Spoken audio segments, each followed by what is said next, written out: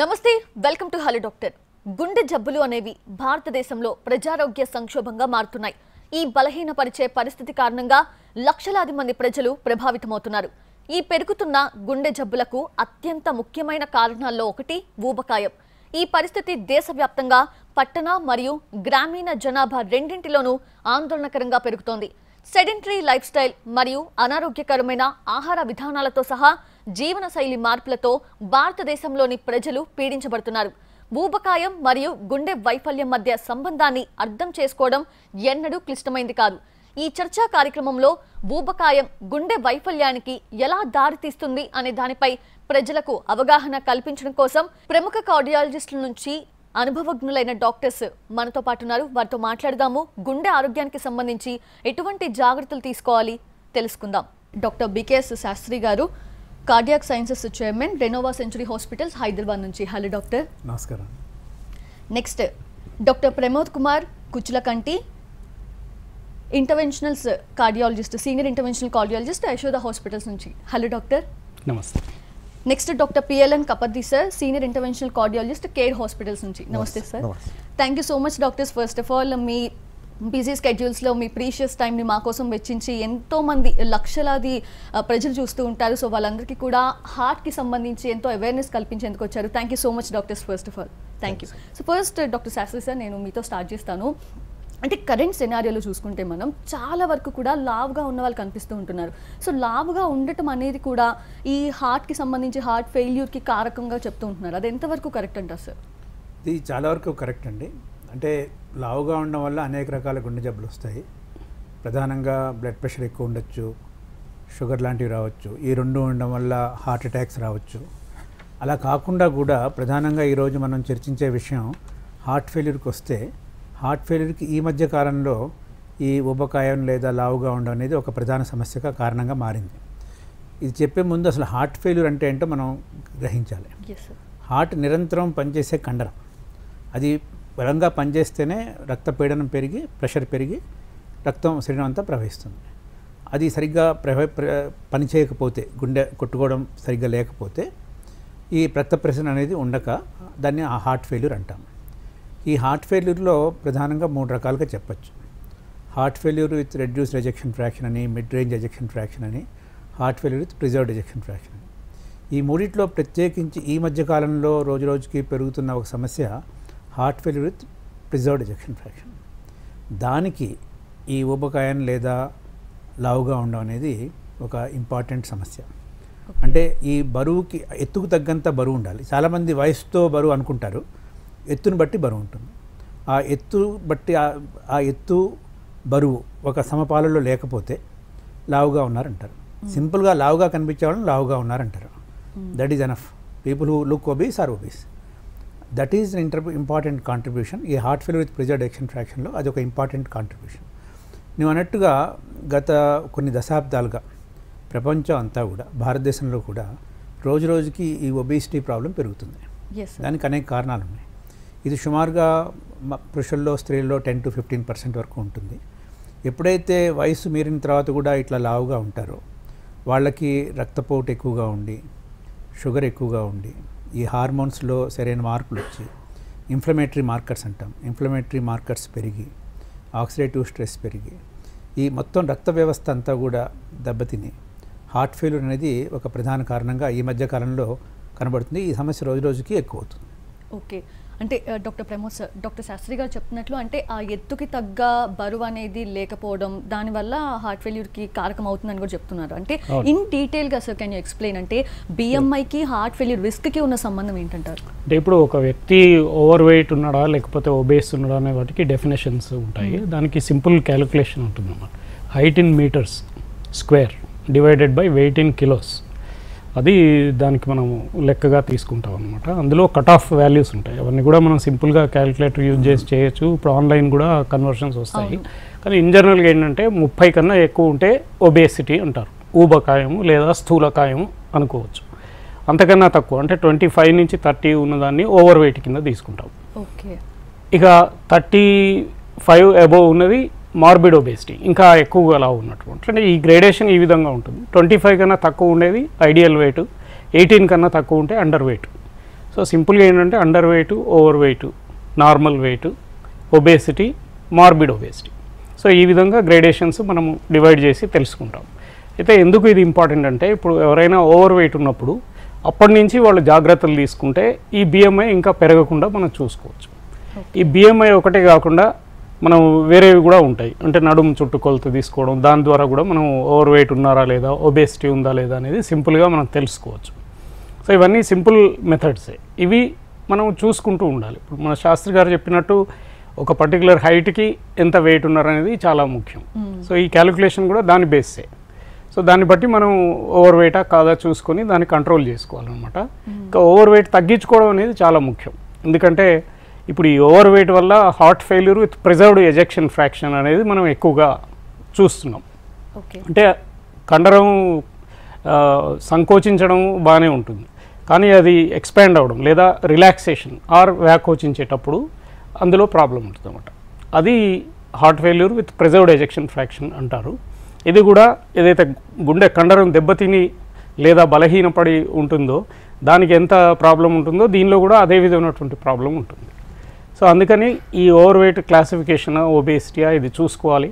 దాన్ని బట్టి మనం ఏ విధమైనటువంటి జాగ్రత్తలు తీసుకోవాలి. బేసికలీ ఇదంతా ఏంటంటే ప్రివెంటివ్ మెజర్స్, ముందు జాగ్రత్తగా ఏం జాగ్రత్తలు తీసుకోవాలి మనం అనేది అర్థం చేసుకోవడానికే ఇవన్నీ అన్నమాట. డెఫినెట్లీ మీలాంటి వాళ్ళు చెప్పబట్టే కదా sir prevention is better than cure అనేది కూడా వచ్చింది. చాలా వరకు కూడా అంటే తెలిసి కూడా ఫాలో చేయలేని సమాజంలో ఉంటున్నామా అనేది కూడా అర్థం కావట్లేదు. అందుకే అప్పుడప్పుడు మీలాంటి వాళ్ళు చెప్తూ ఉంటేనే అట్లీస్ట్ ఒక అలర్ట్ లాగా ఓకే అగైన్ దాని నుంచి బయటపడే అవకాశం ఉంటుంది. సో సార్ అంటే డాక్టర్ ప్రమోద్ సార్ చెప్పినట్లు అంటే విజరల్ ఫ్యాట్ అనేది డెఫినెట్గా మన ఇండియన్స్లో ఎక్కువగా ఉంది అని చెప్తున్నారు కాబట్టి, సో అంటే అసలు విజరల్ ఫ్యాట్ అంటే ఏంటి సార్, అండ్ ఈ గుండె ఫెయిల్యూర్కి సంబంధించి ఎంతవరకు ఇది ప్రమాదం చూపిస్తుంది అంటారు? ఇది చాలా ఇంపార్టెంట్, ఎందుకంటే ఈ ఒబేసిటీ స్థూలకాయం అంటే రెండు రకాలుగా ఉంటుంది. ఒకటి జనరలైజ్డ్ ఒబేసిటీ అంటే మొత్తం యూనిఫామ్గా లావుగా ఉంటాం. రెండోది ఏంటి వాళ్ళలో అంటే సబ్క్యూటేనియస్ ఫ్యాట్ ఎక్కువ ఉంటుంది. వేరే రెండోది ఏంటంటే Apple obesity or central obesity అంటారు. ఓన్లీ మన సౌత్ ఏషియన్స్ వాళ్ళలో ఈ ముఖ్యంగా ఈ పొట్ట ఒక్కటే లావుగా ఉండి యాపిల్ ఒబేసిటీ అనమాట. పొట్ట బాగా పొట్టలో కొవ్వు చేరుకుపోవటం అనమాట.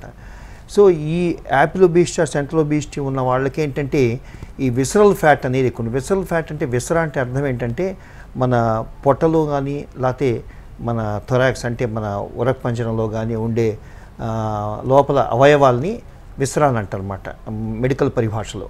సో వీటి చుట్టూ తక్కువ పేర్కొంటారన్నమాట. ముఖ్యంగా ఈ కాలేయము, క్లోమము, తర్వాత స్ప్లీన్, ప్లీహము, తర్వాత స్టమక్ చుట్టూత, ప్రేవుల చుట్టూత, తర్వాత హార్ట్ చుట్టూత కూడా దీన్ని విసరల్ ఎడిపోస్ టిష్యూ అంటారు మెడికల్ పరిభాషలో. దీన్ని ఈ విసరల్ కణజాలము ఆర్ విసరల్ ఫ్యాట్ అని అంటారు అన్నమాట.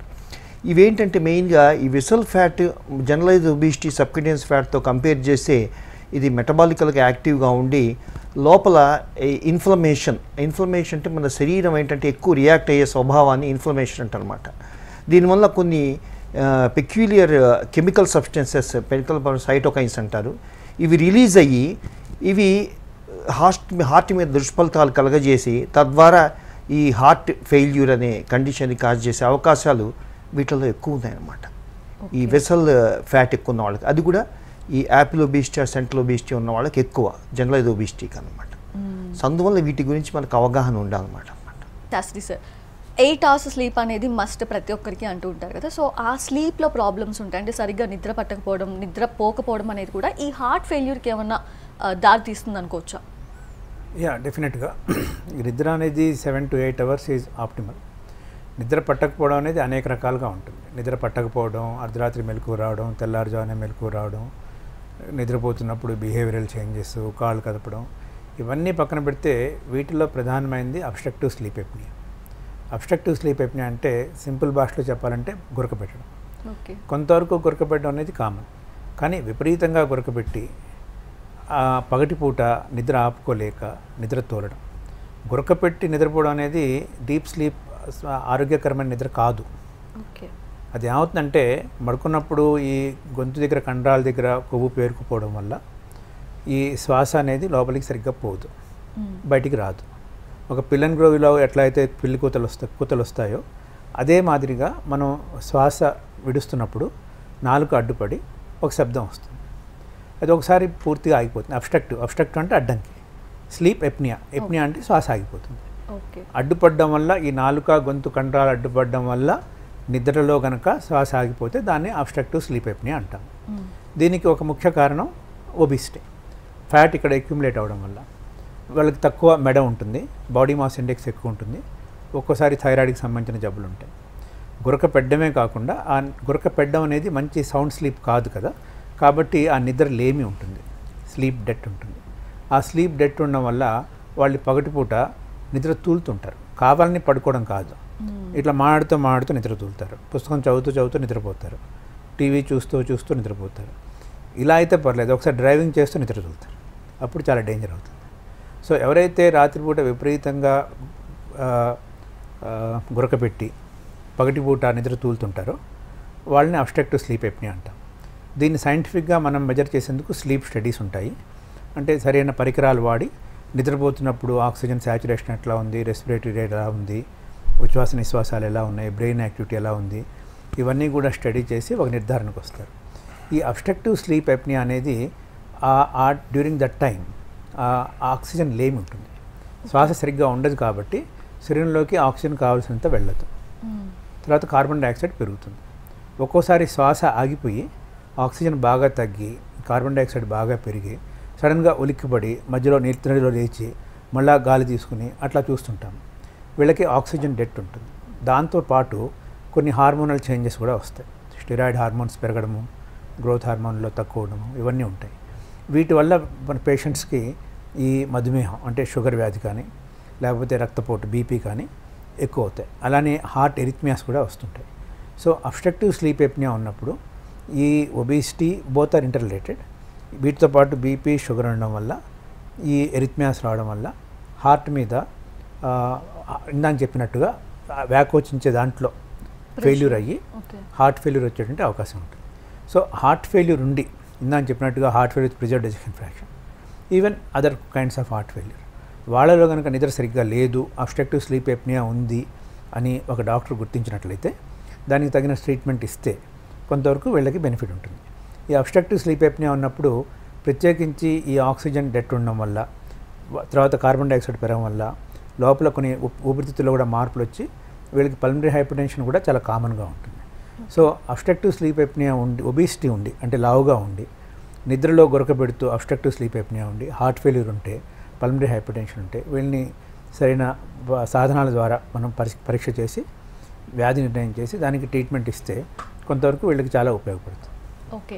అండ్ డాక్టర్ ఇంకొక క్వశ్చన్, అంటే అది ల్యాక్ ఆఫ్ నాలెడ్జ్ ఏమో తెలియదు కానీ కొంతమంది ఏమనుకుంటారంటే నేను ముక్కు ద్వారా గాలి పీల్చలేక నోటి ద్వారా పీలుస్తున్నాను కాబట్టి గురక వస్తుంది, అంతేగాని డాక్టర్ని కలవాల్సిన అవసరం లేదని కొంతమంది ఫీల్ అవుతారు డాక్టర్.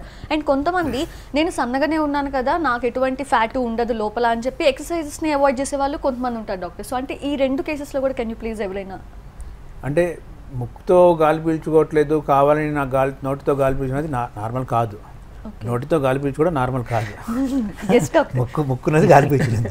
సో ముక్కుతో గాలి పీల్చుకోకుండా నోటితో గాలి పీల్చుకుని అది అడ్డుపడి రాత్రిపూట గురకబెట్టడం అనేది కొంత లిమిటెడ్ వరకు నార్మల్. కానీ ఒక స్థాయిని మించి ఉన్నట్లయితే, అది ఆక్సిజన్ లేమి ఉంటే లేకపోతే నిద్ర లేమి ఉన్నట్లయితే అది డెఫినెట్గా దాన్ని అబ్నార్మల్గా అనుకోవాలి. కొన్ని సర్వసాధారణంగా అబ్స్ట్రక్టివ్ స్లీప్ ఎప్నియా కారణం లావుగా ఉండడం, కానీ కొన్ని పరిస్థితుల్లో కొన్ని సందర్భాల్లో బక్కగా ఉండేవాళ్ళు కూడా బాగా గురకబెట్టచ్చు. అది జనరల్గా ఈ గొంతు అంగడి వీటిలో నిర్మాణంలో చిన్న పుట్టుకతో నిర్మాణంలో తేడా ఉన్నట్లయితే వాళ్ళకి ఇలాంటి జబ్బులు ఉండే అవకాశం ఉంటుంది. బట్ బై అండ్ లార్జ్ లావుగా ఉండే వాళ్ళకే ఈ అబ్స్ట్రక్టివ్ స్లీప్ ఎప్నియా ఉంటుంది. డాక్టర్, సో ఒబేసిటీ గురించి మాట్లాడుకున్నాము, స్లీప్ గురించి మాట్లాడుకున్నాము, ఇంకా ఎక్సర్సైజెస్ గురించి మాట్లాడాం, ఇంకా మిగిలింది ఫుడ్ సార్. సో డైట్ అంటే చాలామంది ఇప్పుడు చూస్తే మనం సోషల్ మీడియాలో డాక్టర్స్ చెప్పేది ఓకే పట్టించుకునే వాళ్ళు ఉన్నారు, డెఫినెట్గా ఫాలో చేసే వాళ్ళు ఉన్నారు, బట్ ఎక్కువ శాతం డాక్టర్స్ ఈ రోజుల్లో చూస్తే మనం సోషల్ మీడియా ఎవరికి వాళ్ళే డాక్టర్స్ లాగా ఫీల్ అయ్యి వాళ్ళ ఓన్ మెడికేషన్స్ కానివ్వండి అన్ని ఫాలో చేస్తున్నారు. సో ఇన్ దట్ వే చెప్పండి డాక్టర్, ఈ హార్ట్ ఫెయిల్యూర్కి సంబంధించి ఎటువంటి ఫుడ్ హ్యాబిట్స్ ఫాలో చేయాలంటారు యాజ్ ఆఫ్ యూ?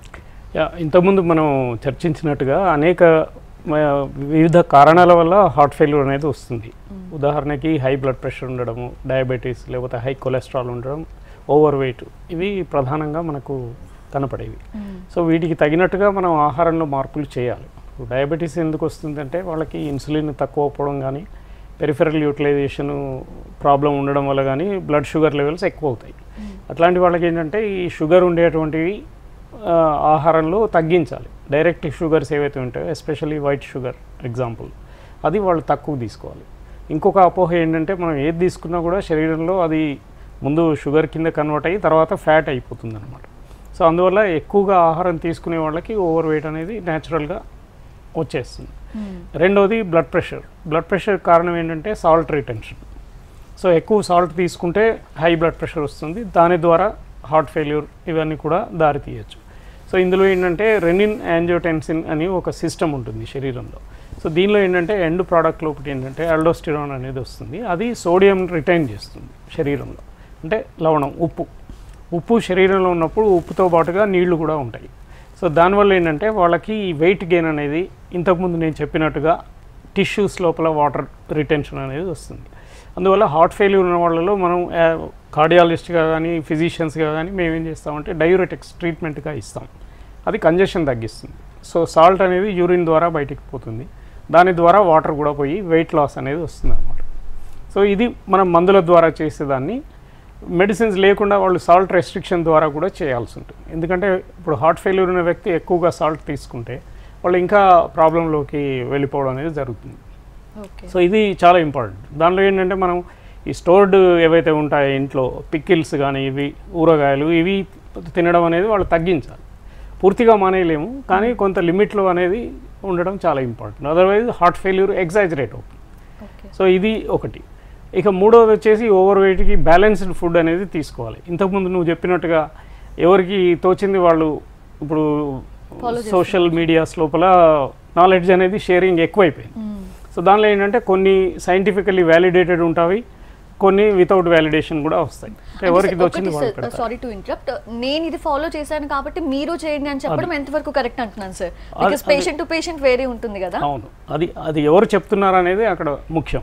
ఎవరైనా అథారిటీ చెప్పారనుకోండి, ఒక డైటీషియన్ వాళ్ళు చదువుకున్న వాళ్ళు కాబట్టి వాళ్ళు చెప్తే వినొచ్చు. ఒక కార్డియాలజిస్ట్ ఎందుకంటే వాళ్ళు పేషెంట్ ట్రీట్ చేస్తారు కాబట్టి చెప్తే అది మనం తీసుకోవచ్చు. సో ముఖ్యంగా ఏంటంటే ఓవరాల్ మనకు సౌత్ ఇండియన్స్ లోపల ఏంటంటే ఈ కార్బోహైడ్రేట్ మనం ఎక్కువ తీసుకుంటాము. దానివల్ల ఇన్సులిన్ రెసిస్టెన్స్, డయాబెటీస్ రావటము, ఇప్పుడు మన కపర్ది గారు చెప్పినట్టుగా విసరల్ ఒబేసిటీ ఇవన్నీ వస్తుంటాయి. అందువల్ల కార్బోహైడ్రేట్ని కొంచెం మితంగా తీసుకోవడం, ప్రోటీన్ను పెంచడం, ఫ్యాట్ కంటెంట్ను మామూలుగా ఉంచడం, ఈ బ్యాలెన్స్డ్ ఫుడ్ చేయడం, అట్లాగే హెల్తీ ఫుడ్ తీసుకోవడం అనేది చాలా ఇంపార్టెంట్. ఇప్పుడు ఇవాళ రేపు యువత ఏంటంటే ఫాస్ట్ ఫుడ్స్కి ఎక్కువగా అలవాటు పడుతున్నారు. వాటిలో కెలరీస్ ఎక్కువ ఉంటాయి. సో దానివల్ల ఓవర్ వెయిట్ అనేది కూడా వస్తుంది. దాంతోపాటు ఫిజికల్ యాక్టివిటీ కూడా తగ్గిపోయింది. అందుకని చైల్డ్హుడ్ ఒబేసిటీ అనేది ఇప్పుడు ప్రపంచాన్ని పట్టి పీడిస్తున్న పెద్ద సమస్య అవుతుంది. మన భారతదేశంలో కూడా అదే ట్రెండ్, ఎస్పెషల్లీ మెట్రోస్ ఇవన్నిట్లో ఈ overweight in children we are seeing. ఎందుకంటే స్కూల్స్లో కూడా ప్లే గ్రౌండ్స్ అవి ఉండవు, ఇంటికి వెళ్ళిన తర్వాత కూడా వాళ్ళు ఆడుకునే అవకాశం లేదు. సో దీనివల్ల ఏంటంటే కెలరీ ఇంటేక్ ఎక్కువ అవుతుంది, కెలరీ ఎక్స్పెన్స్ తక్కువ అవుతుంది, దానివల్ల ఓవర్ వెయిట్ అనేది వస్తుంది. సో బ్యాలెన్స్డ్ డైట్ అనేది ఇంపార్టెంట్. దీనిలో ఫ్రూట్స్, వెజిటబుల్స్, న్యాచురల్ ఫుడ్ ఏదైతుందో అది ఎక్కువగా తీసుకోవడం అనేది మంచిది. సో దీనివల్ల కొంతవరకు ఈ షుగర్ అబ్జార్ప్షన్, కొలెస్ట్రాల్ అబ్జార్ప్షన్ ఇవి కూడా తక్కువ ఉంటాయి ఫైబర్ కంటెంట్ వల్ల. సో ఇవన్నీ న్యాచురల్ రెమెడీసే. కానీ ఏంటంటే మన కాలక్రమేణా అవన్నీ పక్కన పెట్టేసి ఫాస్ట్ ఫుడ్స్కి అలవాటు పడి దాని ద్వారా ఎక్కువ ప్రాబ్లమ్స్ తెచ్చుకుంటున్నారు. అట్లాగే ప్రొప్రైటరీ ఫుడ్స్లో కూడా సాల్ట్ కంటెంట్ కూడా ఎక్కువ ఉంటుంది. ఈ కొన్ని మనం రెడీమేడ్ బ్రేక్ఫాస్ట్ కానీ ఇవి కొనుక్కుని తినే వాటిల్లో సాల్ట్ కంటెంట్ కూడా ఎక్కువ ఉంటుంది. సో అవి కూడా మనం అవాయిడ్ చేయాలి. వీటి గురించి నాలెడ్జ్ అనేది మనకు అవసరం. మామూలుగా అయితే రెగ్యులేషన్ ప్రకారం వాటిపైన అన్నీ రాయాలి, ఎంత ఉప్పు ఉంటుంది, ఎంత షుగర్ ఉంది అన్నీ రాస్తారు. కానీ మన ఉన్నటువంటి పరిస్థితిలో అంత రెగ్యులేటెడ్గా లేము కాబట్టి అది మనమే కొంచెం విజ్ఞతతో చూసుకొని ఫాలో అవ్వాలి. Yes sir. And doctor Kapardi sir, చాలామంది అంటే ఒబేస్డ్ ఉన్న వాళ్ళు ఇమ్మీడియట్ వెయిట్ లాస్ కోసం కొన్ని సర్జరీస్కి వెళ్తూ ఉంటారు, అందులోనే లైక్ బేరియాట్రిక్ సర్జరీ అనేది. సో అలాంటి సర్జరీస్ అనేది హార్ట్ ఫెయిల్యూర్కి ఎంతవరకు ఇంపాక్ట్ చూపిస్తాయి డాక్టర్? ఇందాక ప్రమోద్ కుమార్ గారు చెప్పినట్టుగా అల్టిమేట్గా వెయిట్ రిడక్షన్, ఈ డైట్స్ ఇవన్నీ చూసుకొని అప్పటికి కాకపోతే కొద్ది సెట్ ఇండికేషన్స్ చూసుకొని అప్పుడు మనకి బేరియాట్రిక్ సర్జరీ, ముఖ్యంగా ఈ అన్నవాహికని చేయటం, క్లాంప్స్ చేయటం, తర్వాత స్టమక్ రిడక్షన్ సర్జరీస్ అంటారు వీటిని.